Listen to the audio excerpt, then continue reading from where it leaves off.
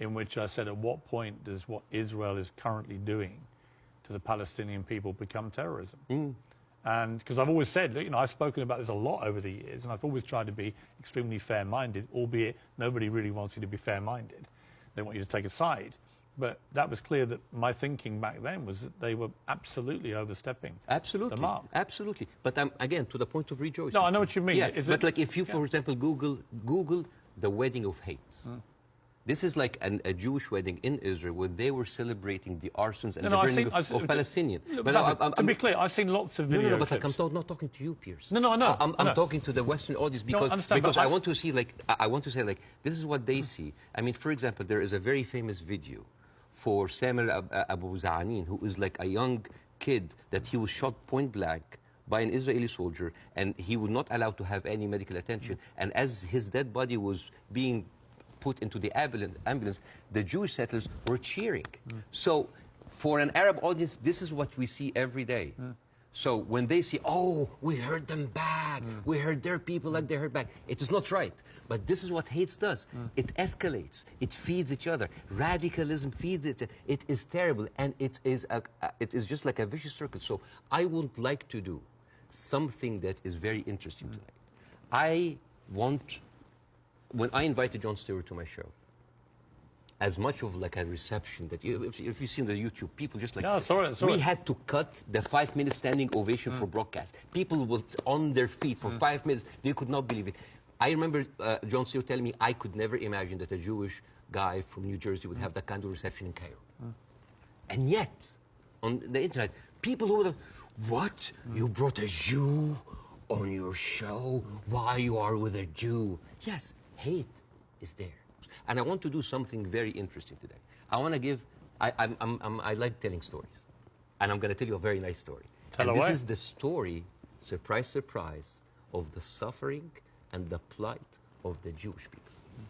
And I want to say that because it is very interesting when you see the trauma and the suffering that the people on the other side went through, you might understand why they're coming through. So this is, see this? This is a map of all of the history of the expulsion of the Jews in Europe. They've been like, I have never seen a minority being kicked around this much, right? And of course, this comes back to the, you know, the whole idea about the original sin, that you have betrayed Jesus Christ, the blood of Jesus is on your hands. And then comes the 11th century. At that time, Jewish people were not allowed to own land.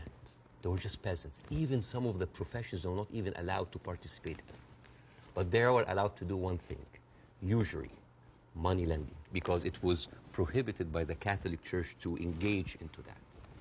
So what happens when you work in money? You get richer, right? And those Jews lived in ghettos. Now, ghettos was not just like isolated neighborhoods in cities. Sometimes ghettos were outside the city. This is like how isolated they were. And in those ghettos, they have to pay gold to the mayor or the governor or the prince or the noble. So they would see, you're getting richer. I need more taxes. So they pay tax. What happens when you have a business and they increase your rent? You increase your service, increase the taxes. So what happened? The Christians started to default. And suddenly, the image of the greedy Jew was created. Shylock, merchant of Venice. This was the kind of oppression that the Jewish people went through. Fast forward 19th century, there was like the Eastern Jew in Ukraine and Russia, and there was the Western Jews in Europe. Those people in the Eastern Jews had to immigrate because there were pogroms and they were like, kicked out. And at a certain point, the people in the West, especially in England, it's like, there are too many Jews. We need a solution. The solution for what? For the Jewish problem. So it's like we need to get rid of them. And you know what? Palestine was not even on the A list. Palestine was on the B list. Because England proposed 6,000 square miles in Uganda for the Jews, 1903.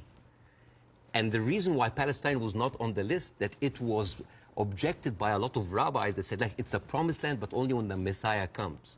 But there were other options, Argentina, South Africa, Uganda, Madagascar. And eventually, they said, all right, let's do Palestine. So they went to Palestine in 1914. There was 700,000 people living in Palestine, 3% were Jewish. 1917, Balfour Declaration. Arthur Balfour, he called the Jewish people in England that they are alien and hostile race. And the thing is, the only Jewish member of the parliament, of the English parliament, Lord Montenegro, he objects like, these are British citizens, we should not kick them out.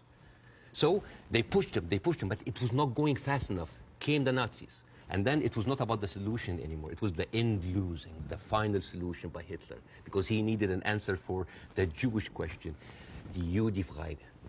And then, as you see, the Holocaust happened, the most orchestrated, industrialized, horrible genocide in our modern time. 6 million Jews died. So it accelerated, and they went.